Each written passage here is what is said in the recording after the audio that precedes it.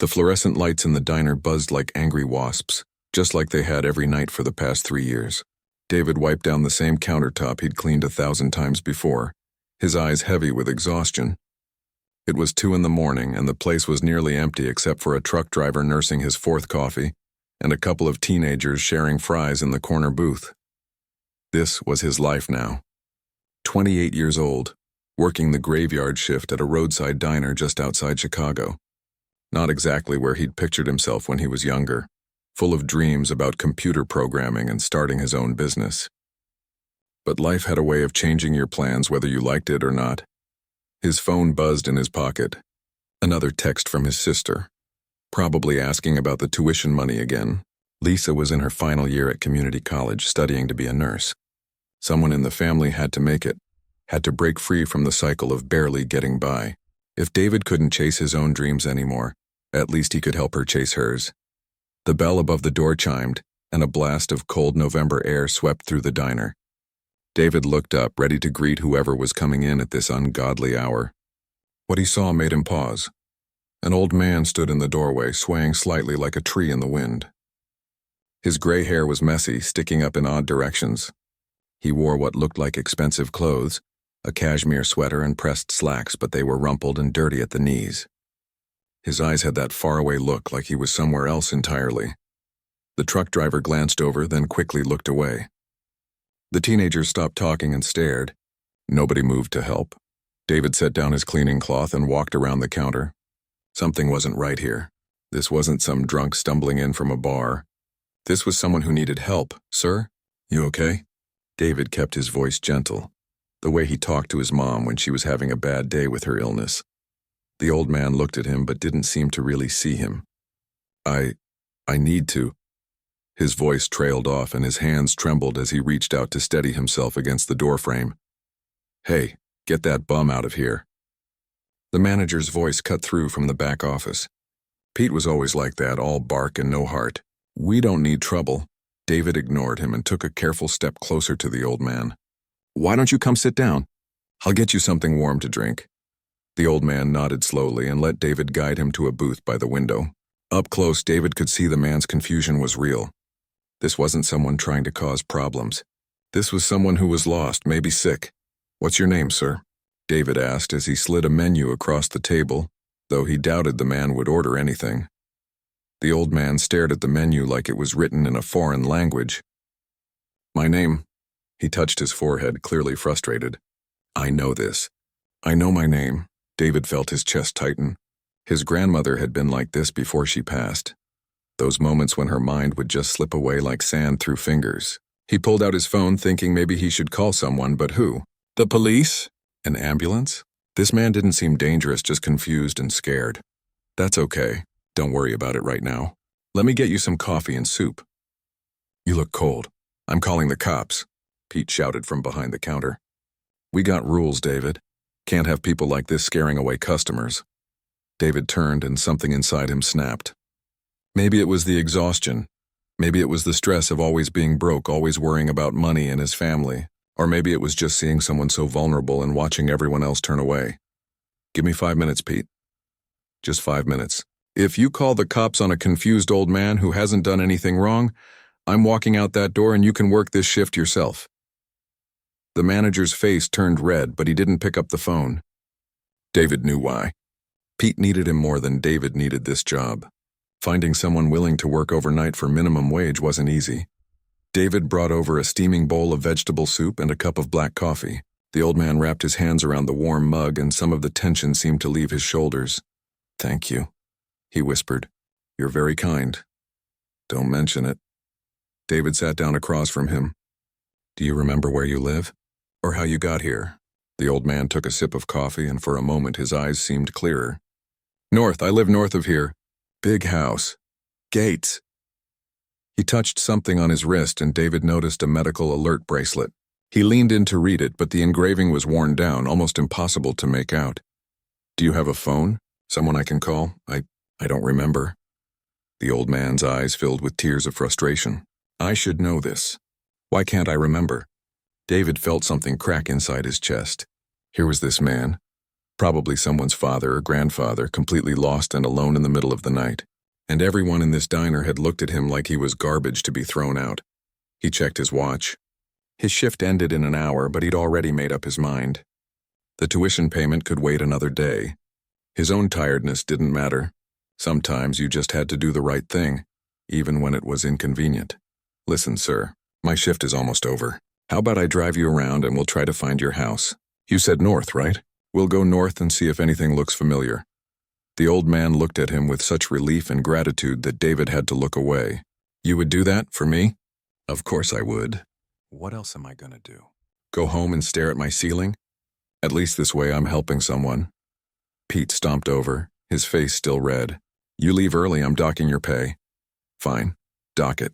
David stood up and gently helped the old man to his feet. Some things are more important than money. As they walked toward the door, David grabbed his jacket from the hook. His car was a beat-up Honda with a broken heater and a door that didn't quite close right. He'd probably spend the next 3 hours driving around with a confused old man, burning gas he couldn't afford, losing sleep he desperately needed, all for someone he'd never met before. His sister would say he was being stupid.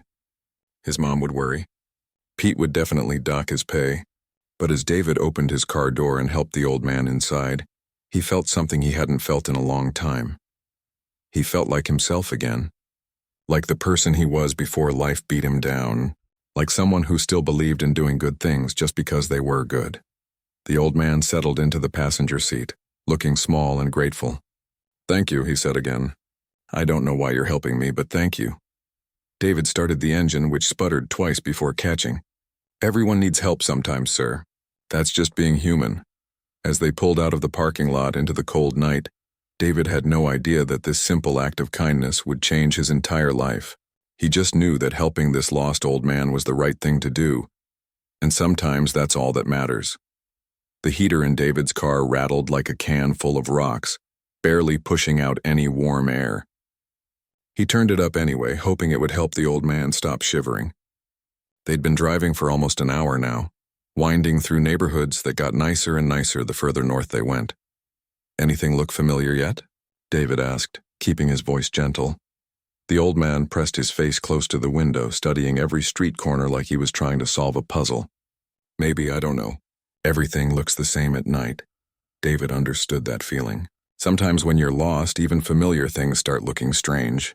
He turned down another tree-lined street where the houses sat far back from the road, hidden behind perfectly trimmed hedges and iron fences. His phone buzzed again. Lisa, probably wondering where he was. He'd have to explain later why he missed their morning call, why the tuition payment would be a few days late. She'd understand. She always did. That's what made it harder, actually. She never complained, never asked for more, which made David want to give her everything even more. I'm sorry for the trouble, the old man said suddenly. You probably have better things to do than drive around with a confused old fool. Hey, don't talk like that. You're not a fool. And honestly, this is better than going home to an empty apartment and microwaved leftovers. David tried to keep his tone light, but there was truth in those words. His life had become pretty small lately. Work, sleep, worry about money, repeat. The old man was quiet for a moment, then said something that caught David off guard. You're working at a diner in the middle of the night, but you talk like someone who's educated. What's your story, young man? David gripped the steering wheel a little tighter. He wasn't used to people asking about him, especially not strangers. Nothing special. I went to college for a couple years, studied computer science, had to drop out when my mom got sick. Medical bills don't pay themselves, you know? That must have been difficult, giving up your dreams. Yeah, well. David shrugged, uncomfortable with the sympathy in the old man's voice. Sometimes life throws you curveballs. You just deal with it. My sister's still in school, though. She's gonna be a nurse. That's what matters. They drove in silence for a few more minutes past houses that looked like they belonged in magazines. David couldn't imagine what it would be like to live in places like these. To not worry about every single dollar. To not check your bank account before buying groceries. There! The old man suddenly pointed ahead, his voice stronger than it had been all night. That gate. I know that gate. David slowed down, looking at what the old man was pointing at. It wasn't just a gate. It was the gate. Massive iron bars, at least 12 feet tall, with security cameras mounted on stone pillars. Beyond it, he could barely make out a mansion through the trees. Not a big house. Honest-to-God mansion. You live here? David heard the disbelief in his own voice. Yes. Yes, I think so. The lions. See the lions on the pillars? I remember those. David pulled up to the call box, his beat-up Honda looking absurdly out of place in front of such grandeur. Before he could even press the button, the gate started swinging open. Several people came running out, security guards in dark uniforms, their faces tight with worry. Mr. Hartwell, thank God. A woman in an expensive-looking coat rushed past the guards, her heels clicking on the driveway. She had the same eyes as the old man, David noticed. Same nose, too. David got out of the car slowly, suddenly feeling very aware of his cheap diner uniform and his shoes with the worn-out soles. The security team surrounded them, one of them speaking urgently into a radio, another checking over the old man with professional efficiency. Dad, where have you been? We've been looking everywhere. The woman's voice cracked with emotion as she hugged her father carefully, like he was made of glass. I got lost, the old man said simply, but this young man helped me. He drove me home. The woman turned to David and he saw relief and exhaustion and something else in her eyes. Suspicion, maybe, like she was trying to figure out what his angle was. I'm Victoria, she said, extending her hand. Her grip was firm, businesslike. Robert's daughter. How did you find my father? David shook her hand, feeling suddenly very tired. He came into the diner where I work. Seemed confused, didn't know where he was. I figured I'd help him get home. The diner. Victoria's eyes narrowed slightly. And you drove him all the way here out of the goodness of your heart? The way she said it made David's jaw tighten. He knew that tone. It was the same tone people used when they thought you wanted something, when they assumed kindness had a price tag. Look, your dad needed help. That's it. That's the whole story. David pulled his car keys from his pocket. He's home safe now, so I'm going to head out. Wait. Victoria held up a hand. I'm sorry. That came out wrong. It's been a very long night, and I'm not used to people doing kind things without expecting something in return. She pulled out her phone. Please let me give you a reward for your time and trouble. I don't want a reward. The words came out sharper than David intended. I helped because it was the right thing to do, not because I wanted money. Dad has Alzheimer's, Victoria said quietly, and suddenly she looked less like a suspicious rich person and more like a scared daughter. Early stages, but it's progressing. His caretaker fell asleep and he wandered off. When we couldn't find him... She didn't finish the sentence, but David understood. She'd been imagining the worst. The old man, Robert, was sitting in a wheelchair now, one of the security guards draping a blanket over his shoulders. He looked small and fragile. Nothing like the confused stranger from the diner. But when he looked at David, his eyes were sharp and clear.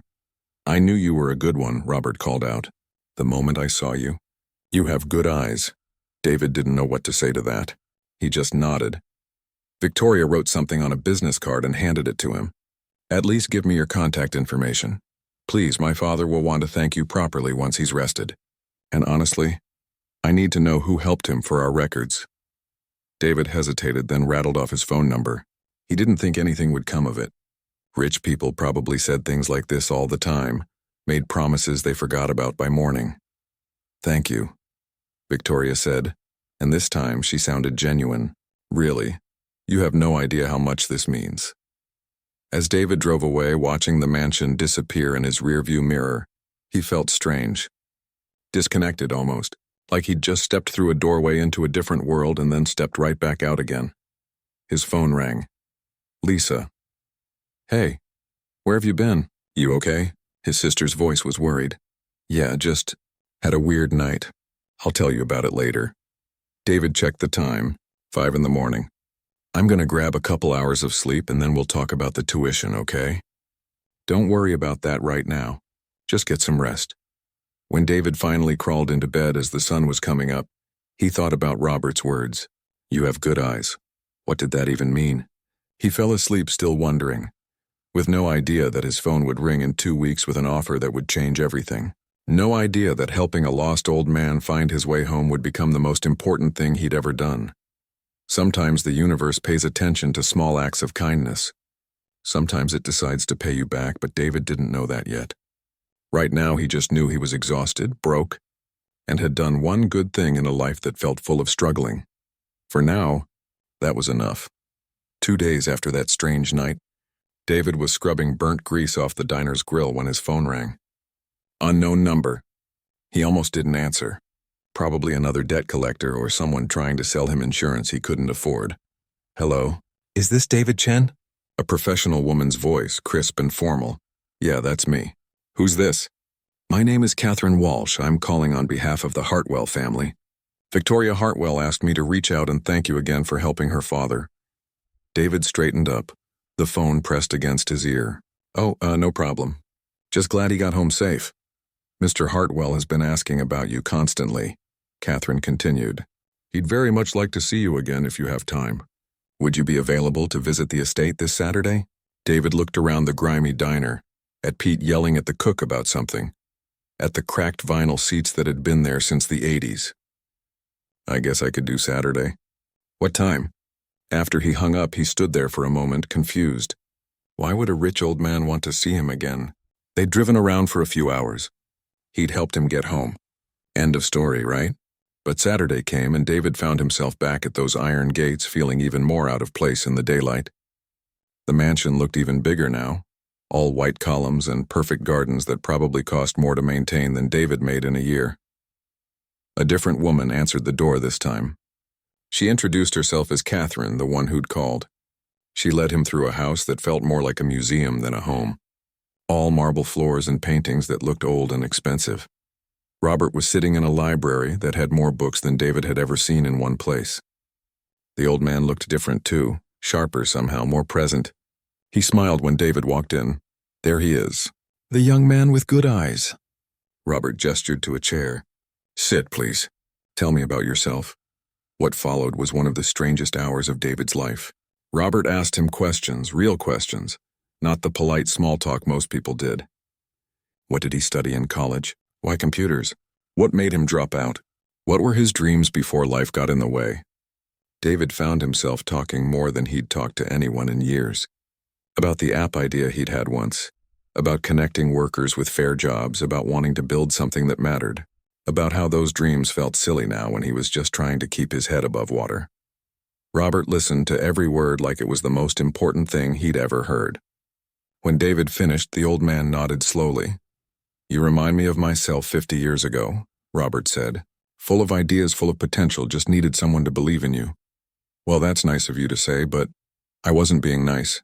I was being honest. Robert leaned forward. Do you know who I am, David? Robert Hartwell? Victoria's dad? The old man chuckled. I suppose Victoria didn't tell you. I started a software company in 1979 with $500 and a dream. That company is now worth $40 billion. David felt his stomach drop. 40 billion, with a B. He'd helped a billionaire get home and had no idea. I've spent my whole life investing in ideas and people, Robert continued. And you know what I've learned? The biggest predictor of success isn't talent or education or even luck. It's character. And that night, when everyone else looked at me like I was trash to be thrown out, you saw a person who needed help. David didn't know what to say. His mouth felt dry. My daughter thinks I'm a sentimental old fool, Robert said with a smile. She's probably right. But I didn't build an empire by ignoring my instincts. What David didn't know was that while he was having this conversation, he was already being investigated. Not because Robert didn't trust him, but because that's what rich people did. They checked everything, verified everything, left nothing to chance. Victoria had hired a private investigation firm the day after David brought her father home. It was standard procedure, she'd told herself. They needed to know who this person was, make sure he wasn't trying to take advantage of her father's condition. The report came back 3 days later, and Victoria read it in her office, expecting to find something. There was always something. Everyone had an angle. But David's file was almost boring in its honesty. No criminal record, not even a speeding ticket. Worked 2 jobs, sometimes 3. Every dollar he made went to his mother's medical bills or his sister's education. His credit score was terrible, but only because of medical debt, not careless spending. The investigator had even included copies of David's old college work. Papers about ethical technology, ideas about building systems that helped people instead of exploiting them. There was a business plan from 3 years ago, handwritten in a notebook for an app that would connect gig workers with fair wages and benefits.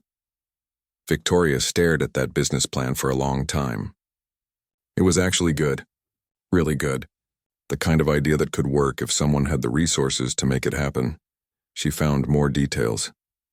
David used to tutor other students for free when he was in college. He'd organized a food drive for families struggling with medical debt. His professors had written recommendations describing him as exceptionally talented and deeply principled. Then she found the email he'd sent to his sister when he dropped out. "Don't worry about me, Lisa.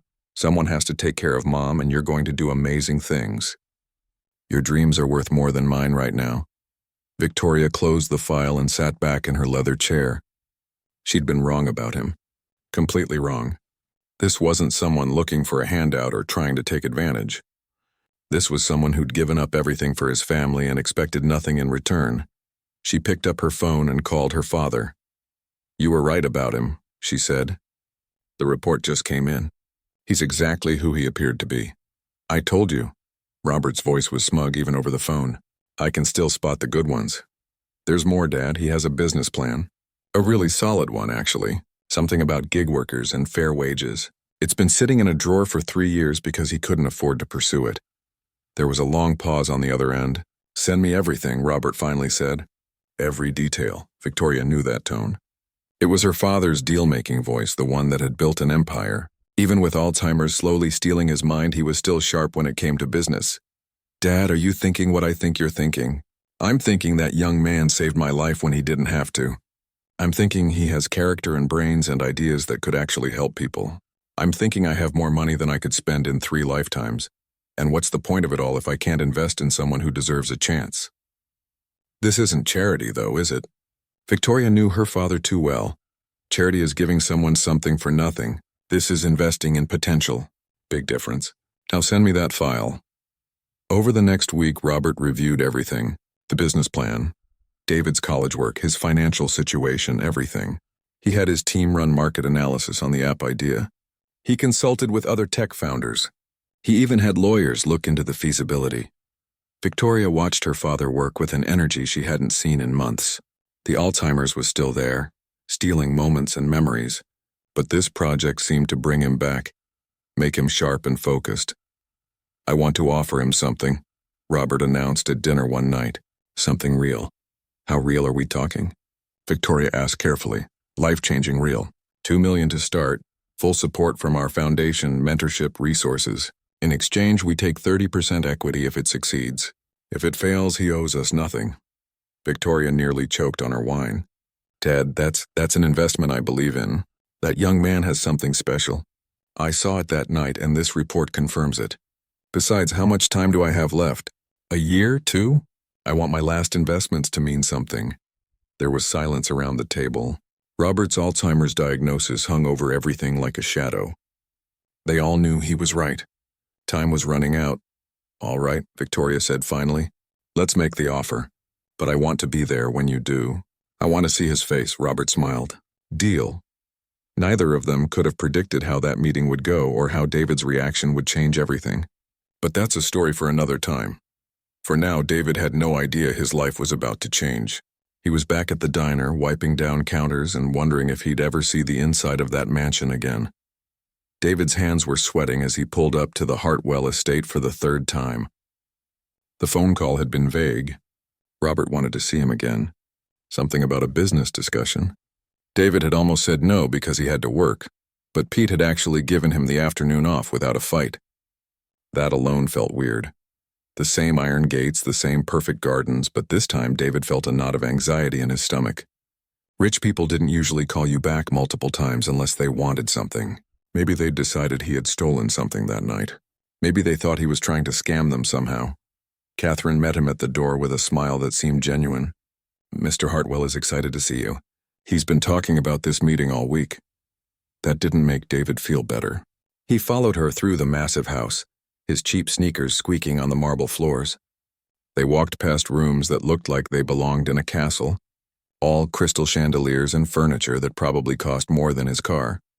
This time they went to a different room, smaller but still fancy, With big windows overlooking the gardens, Robert was there sitting in a leather chair, and Victoria stood beside him. They both looked serious, like they were about to conduct actual business. "David, come in, sit down." Robert gestured to a chair across from him. "Can we get you anything? Coffee, water?" "I'm okay, thanks." David sat down, his heart pounding. "Is everything all right? I mean, with you, sir?" "You're doing better." Robert smiled warmly. "I'm as well as can be expected. Some days are clearer than others. But today is a good day, and I wanted to talk to you about something important while my mind is sharp." Victoria pulled out a folder, the kind lawyers used. David's anxiety spiked. "I've been thinking about our conversation," Robert continued, "about your dreams, your ideas, the business plan you had to abandon. And I've made a decision." "Here it comes," David thought. "They're going to accuse me of something." "I want to invest in you," Robert said simply. David blinked. "I'm sorry, what?" "Your app idea. The one about connecting workers with fair wages and benefits. I've had my team look into it. The concept is solid. The market needs it. And you have the vision to make it work." David's mouth opened, but no words came out. He looked at Victoria, who nodded. "We're prepared to offer you $2 million in initial funding," Victoria said, her voice professional and clear.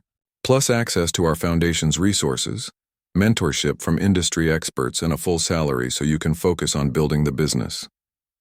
$2 million. The words bounced around in David's head like they were in a foreign language. That couldn't be real. People didn't just offer $2 million to a diner worker with a half-finished business plan from 3 years ago. I don't understand," David managed to say. "Why would you do this?" Robert leaned forward, his eyes clear and intense.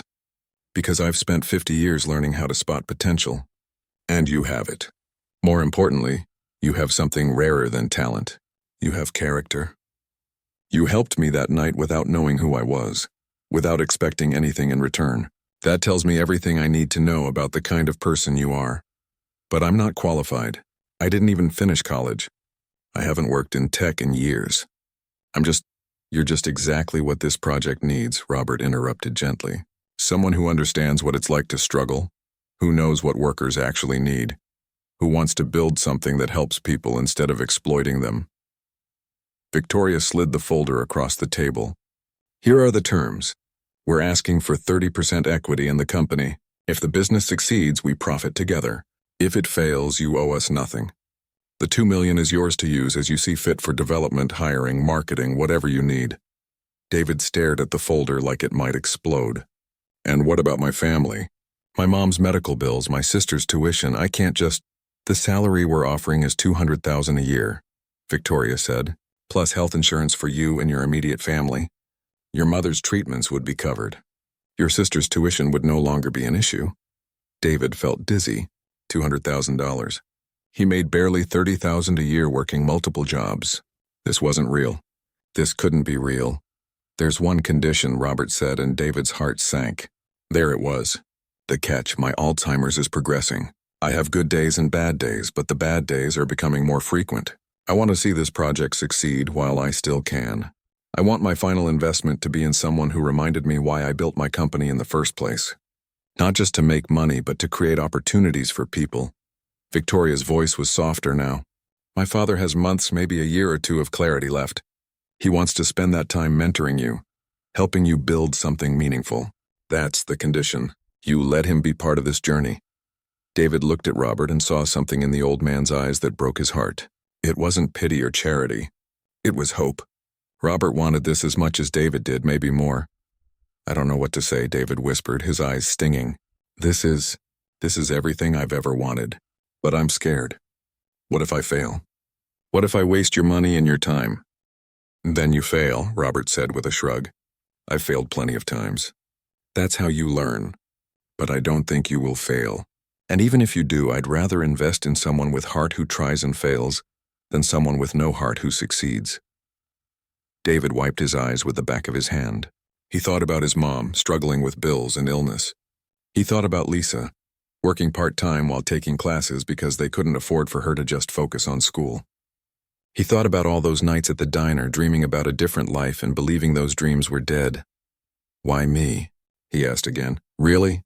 There must be hundreds of people with better qualifications, better experience," Victoria answered this time. We investigated you, David. I'm not going to lie about that. We needed to know who you were. And what we found was someone who gave up everything for his family, who helps people even when it costs him, who has ideas that could actually make the world better. That's rarer than you think, Robert nodded. I've made billions of dollars in my life. I've invested in countless companies, met thousands of entrepreneurs. But that night in the diner when you helped a confused old man without knowing anything about him, without wanting anything in return, I saw something special. Call it instinct. Call it experience. Call it whatever you want. But I know a good investment when I see one. David picked up the folder with shaking hands. Inside were contracts, terms, projections, all printed on thick, expensive paper with official-looking seals. This was real. This was actually happening. I need to talk to my family, he said quietly. My mom, my sister. This affects them too. Of course, Victoria said. Take the weekend. Read everything. Ask questions. We have lawyers who can explain anything that's confusing. This is a big decision. We want you to be sure. David stood up, feeling like he was floating. Robert stood too, moving slowly, and held out his hand. Thank you for helping an old man find his way home, Robert said. Now let me help you find yours. They shook hands and David felt tears running down his face. He didn't care. He'd spent so long being strong, being responsible, putting everyone else first. For once, something good was happening to him. As he walked out of the mansion and got into his beat-up Honda, David sat in the driver's seat for a full 5 minutes, just breathing. The folder was on the passenger seat. $2 million. A real chance. A dream coming back to life. He called Lisa. Hey, you're not going to believe what just happened, he said when she answered. Try me. Remember that old man I helped a few weeks ago? The one who got lost? Yeah. He wants to fund my app idea. $2 million, Lisa. $2 million. There was silence on the other end, then a sound that might have been crying or laughing or both. Are you serious right now? Dead serious. And there's a salary, and health insurance for Mom, and, oh my God, David, oh my God. They both started crying then. Two siblings who'd been fighting to survive for so long they'd almost forgotten what hope felt like. The universe does pay attention sometimes. Sometimes kindness comes back to you multiplied. Sometimes helping a stranger changes your entire life. David wiped his eyes and started the car. He had a lot to do, a lot to figure out. But for the first time in years, he wasn't driving toward another shift at the diner. He was driving toward a future he'd stopped believing in. 18 months. That's how long it took for David's life to completely transform. 18 months from that night at the diner to standing on a stage in downtown Chicago, presenting his company to a room full of investors and tech executives. The app was called FairShift, and it was everything David had dreamed about and more. Workers could find jobs that paid fair wages, offered benefits, and treated them like human beings instead of disposable resources. Companies got access to reliable, motivated employees who actually wanted to show up. It was simple, elegant, and it was working. David adjusted his tie, still not quite used to wearing one.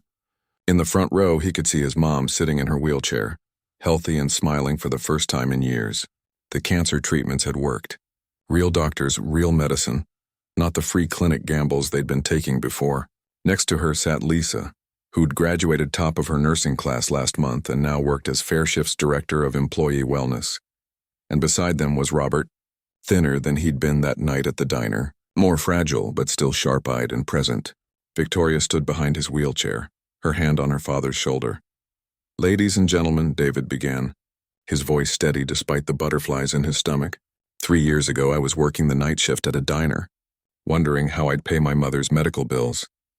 Today, FairShift operates in 12 cities, employs over 300 people directly, and has connected more than 50,000 workers with fair wage jobs.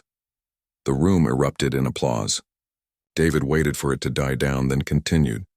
But this company isn't just about numbers. It's about dignity. It's about the single mom who can now afford childcare because she's making a living wage. It's about the college student who doesn't have to choose between studying and eating. It's about treating workers like they matter because they do. More applause. David caught Robert's eye and the old man nodded with pride. After the presentation, investors swarmed David with questions and offers. The company was valued at $70 million now and growing every month. David answered their questions professionally, but his mind kept drifting back to that night 18 months ago, The night everything changed. Later, at a quiet dinner with just family and the Hartwells, David raised his glass. I want to make a toast. To Robert, who saw something in me when I couldn't see it myself. Who believed in a diner worker with a dream. Robert's hand trembled slightly as he lifted his own glass. His good days were fewer now, but tonight was one of them. You did all the work, son. I just opened a door. You're the one who walked through it. You opened more than a door, David said, his voice thick with emotion. You gave me my life back. You gave my family a future. I can never repay that. You already have. Robert smiled. Watching you build this company, seeing you help people the way you helped me, that's worth more than any return on investment. Victoria leaned forward. Dad wants to tell you something. We've been waiting for the right moment. Robert cleared his throat. I'm setting up a special fund through the Hartwell Foundation. $5 million specifically for investing in entrepreneurs from underprivileged backgrounds. People like you were, David. People with dreams but no resources. I want you to help run it. David felt his eyes burn. Robert, I don't know what to say. Say yes. Help other people the way I helped you. That's how legacies work. They multiply. 3 months later, David stood in a very different place, a cemetery on a gray morning, rain falling softly on black umbrellas. Robert had passed away peacefully in his sleep, Victoria holding his hand. The funeral was massive. Tech giants, politicians, philanthropists, all there to pay respects. But David noticed something else. There were regular people, too. Workers who'd benefited from Robert's companies over the years. Scholarship recipients, small business owners he'd mentored. When it was David's turn to speak, he walked to the podium slowly, a piece of paper trembling in his hands. I met Robert Hartwell on the worst night of my life, he began. I was exhausted, broke, and had given up on my dreams. He walked into a diner, confused and lost, and I helped him get home. That simple act of kindness changed everything. He looked out at the crowd, at all these powerful, successful people. Robert taught me that wealth isn't measured in dollars. It's measured in the lives you touch and the opportunities you create. He could have given me money and walked away. Instead, he gave me mentorship, guidance, and most importantly, belief. He believed in me when I didn't believe in myself. David's voice cracked. The last time I saw him, really saw him when his mind was clear, he said something I'll never forget. He said, "You didn't help me that night to get something in return. That's exactly why you deserved everything you got." And he was right. I helped him because it was the right thing to do. But what he helped me understand is that doing the right thing isn't just about morality. It's about recognizing our shared humanity. He wiped his eyes. Robert once told me he'd made billions of dollars, but that his investment in me was his most important one. Not because of the company's value, but because I'd promised to help others the way he helped me. Sir, I promise you I will spend the rest of my life honoring that commitment. The crowd stood and applauded, and David walked back to his seat, tears streaming down his face. 2 years after that, David stood in front of a college classroom as a guest speaker. The students looked at him with the same mixture of hope and skepticism he used to feel. How many of you are working jobs you hate just to pay bills? He asked. Almost every hand went up. How many of you have dreams you've given up on because they seem impossible? More hands. I was you. Exactly you. Working overnight at a diner. Watching my dreams die a little more every day. But one night I helped someone who needed it. Not because I thought it would benefit me. Just because it was the right thing to do. He told them the story. All of it. The confusion, the fear, the unbelievable offer, the hard work, the success. Here's what I learned, David said. Character matters. Kindness matters. How you treat people when you think nobody important is watching, that's who you really are. And sometimes the universe pays attention. After class, a young woman approached him nervously. Mr. Chen, I have a business idea, but I can't afford to pursue it. I'm working 3 jobs just to survive. Is there any chance? David smiled. Tell me about your idea. This was the legacy Robert had left. Not just money or a successful company, but a cycle of opportunity. David now ran the Hartwell Foundation's entrepreneur program, and he'd already funded 12 startups from people who reminded him of himself. People with dreams and character, but no resources. That evening, David visited his mom's new house, the one he'd bought for her in a quiet neighborhood. She was healthy now, volunteering at a community center, living the retirement she'd never thought she'd have. You know what I'm grateful for, she said as they sat on the porch. Not the money or the house. I'm grateful you stayed kind even when life was hard. That's the real miracle. David thought about that night at the diner constantly. How close he'd come to ignoring that confused old man. How easy it would have been to let someone else deal with it. But he hadn't. He'd helped. And that choice had rippled out in ways he never could have imagined. On his desk at Fairshift headquarters, David kept a small plaque that Victoria had given him after Robert died. It read, "To David, who reminded me that kindness is the best investment, thank you for taking an old man home." But David knew the truth. Robert hadn't just gone home that night. He'd found someone worth believing in, and David had found his way back to dreams he thought were dead.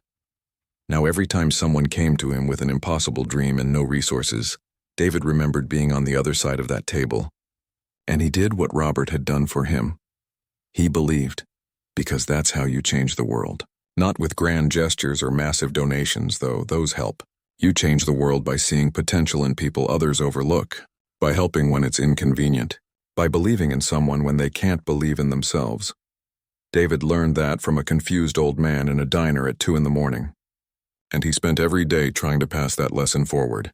That's the real legacy. Not the money or the success, but the understanding that we're all connected, that kindness multiplies, that one small act of helping someone find their way home can change 2 lives, then 4, then hundreds, and it all started because a tired diner worker saw a lost old man and decided to help. Sometimes that's all it takes. Just one person deciding to be kind when it would be easier not to. The rest, as they say, is history.